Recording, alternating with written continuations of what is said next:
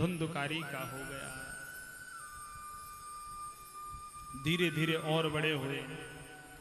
अब महाराज धुंधुकारी के जो उत्पात थे वो और बढ़ने लगे। एक दिन क्या किया धुंधुकारी ने, वहां पर कुछ बालक खेल रहे थे, उन बालकों को पकड़ा और पकड़ करके कुएं में डाल दिया। जब बालक कुएं में गिर गए तो बालकों की माताएं, बालकों के पिताजी सब आत्मदेव ब्राह्मण के यहाँ उल्हाना लेकर के जाने लगे कि आपका ऐसा दुष्ट पुत्र है, सारे दिन उत्पात मचाता रहता है, कभी किसी के घर में जाता है, चोरी करता है, कभी किसी के पशुओं को खोल करके बेच देता है, और आज तो हमारे पुत्रों को पकड़ करके कुएं में डाल दिया। ऐसा दुष्ट बन गया है तुम्हारा पुत्र।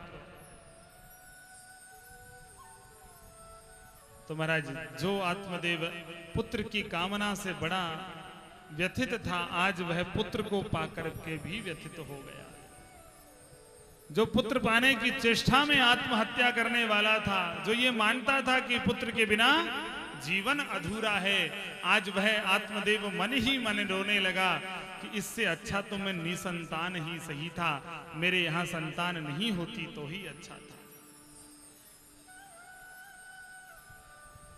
बंधुओं, धीरे धीरे दोनों जवान हो गए।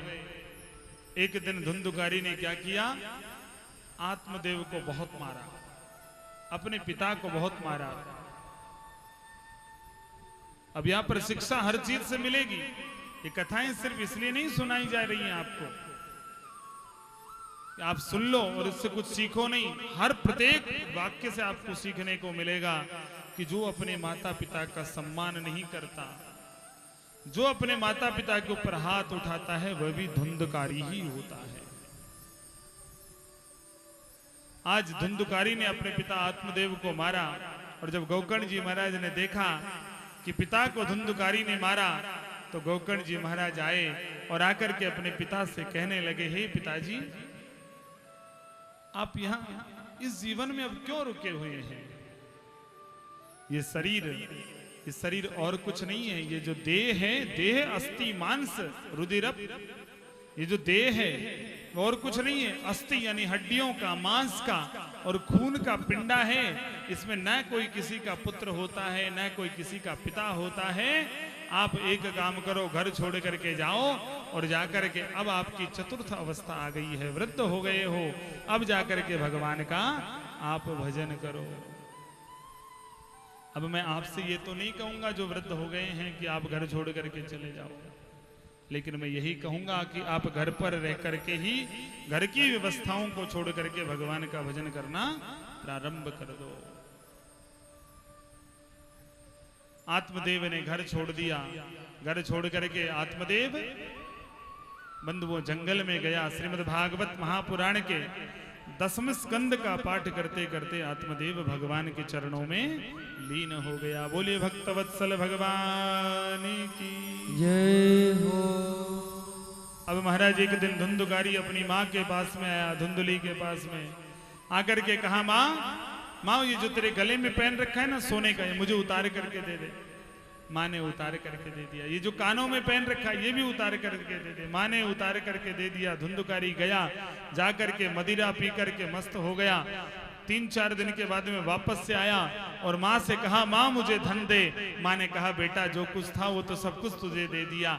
गले में जो स्वर्ण था वो भी तुझे दे दिया, कानों में जो पहन रखी थी वो भी तुझे दे दी, हाथों में जो पहन रखा था बेटा वो भी तुझे दे दिया। घर का जितना भी सब कुछ था वो सब कुछ मैं तुझे पहले ही दे चुकी हूँ। अब बेटा मेरे पास में कुछ भी देने के लिए नहीं है। तो बंधुओं धुंधुकारी ने आज अपनी माँ को भी बहुत मारा। जोर जोर से अपनी माँ को पीटने लगा कि या तो मुझे धन दे, यदि धन नहीं देगी तो मैं तुझे ऐसे ही मारता रहूंगा। बंधुओं मार मार करके धुंधुकारी ने अपनी माँ को कुएं के अंदर डाल दिया और धुंधुकारी की माँ भी समाप्त हो गई, शरीर छोड़ गई। गोकर्ण जी महाराज ने जैसे ही देखा कि माता जी पिताजी दोनों ही शरीर छोड़ गए, गोकर्ण जी महाराज घर छोड़ करके चले गए। अब मात्र अकेला धुंधुकारी रह गया। अब तो और भी स्वतंत्र हो गया, स्वच्छंद हो गया। अब तो जो मन में आएगा सो ही धुंधुकारी करेगा। धुंधुकारी ने 4-5 वेश्याएं अपने घर में रख ली।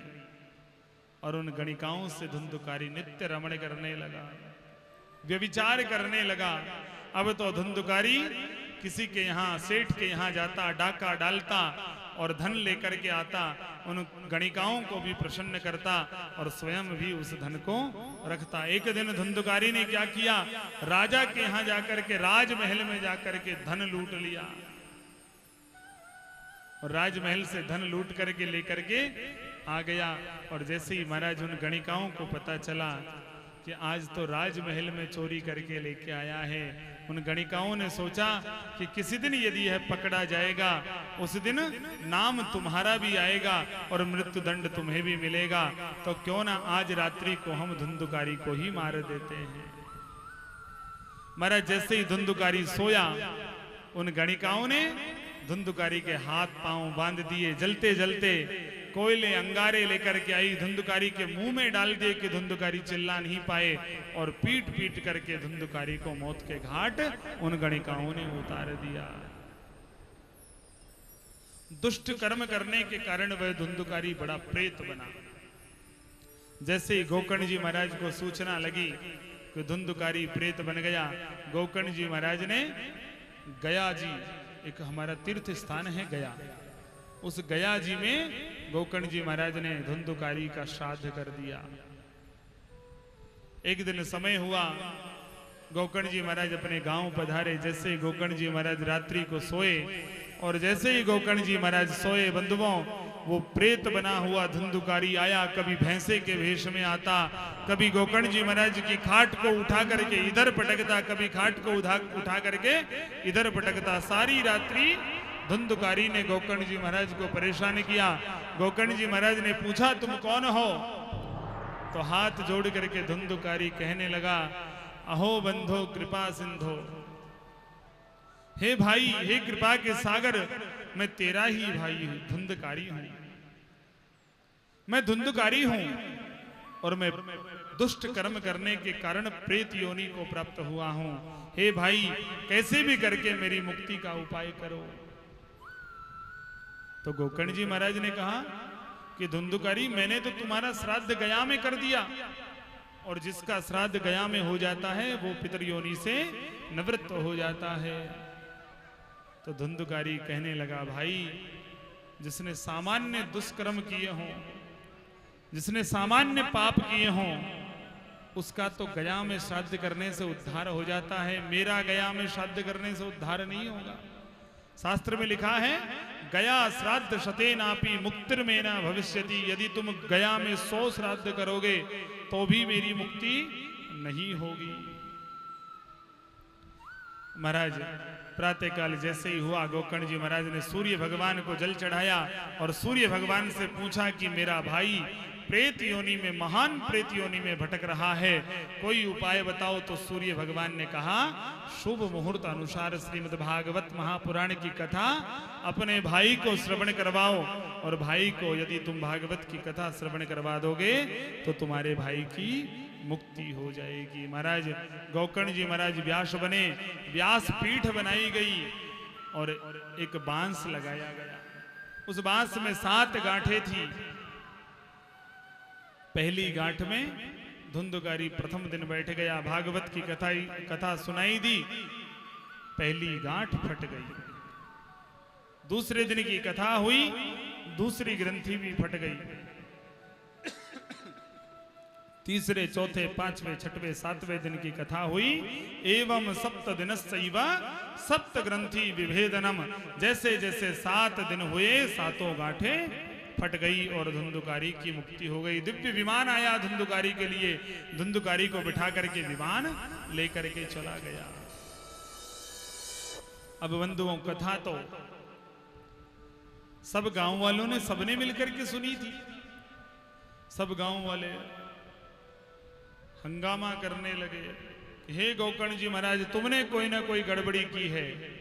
तुम्हारा भाई कितना दुष्ट था, तुम्हारे भाई के लिए तो गोलोक से विमान आया है, और हमने भी कथा सुनी, हमारे लिए कुछ नहीं आया।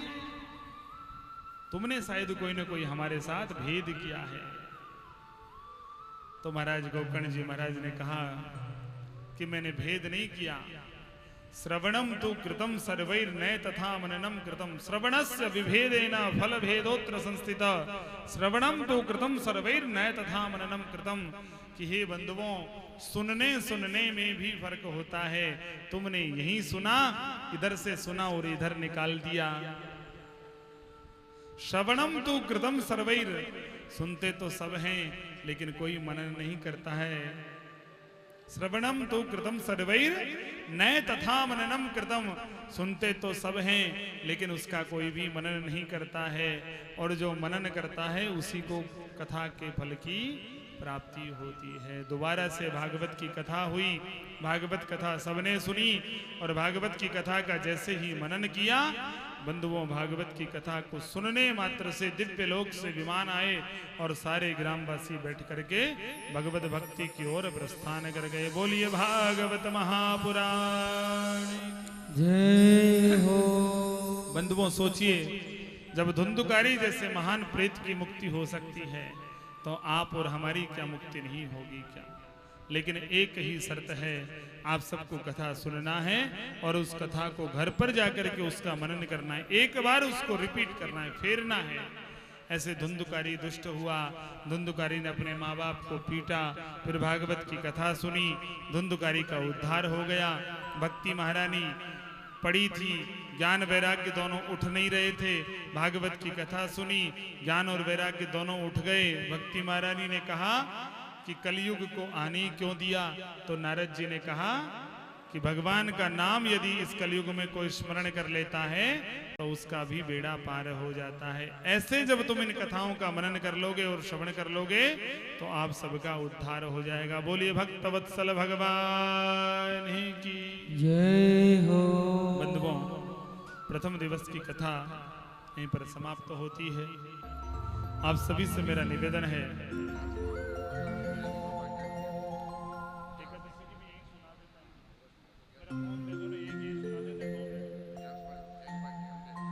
देखिए कल की कथा में आप सभी महाभारत की कथा श्रवण करेंगे। माताओं से मेरा निवेदन है इसी प्रकार से आप संख्या में आए, कथा सुनो। आपका कुछ नहीं जा रहा, आपसे कोई कुछ नहीं लेने वाला है, आप बस कथा सुनो, आपका भी उद्धार होगा। मात्र कथा सुनो, नहीं समझ में आए तो मुझे कह देना, जैसे चाहोगे वैसे सुना। आपका ही बालक हूं मैं, यदि आप सबको नहीं सुनाऊंगा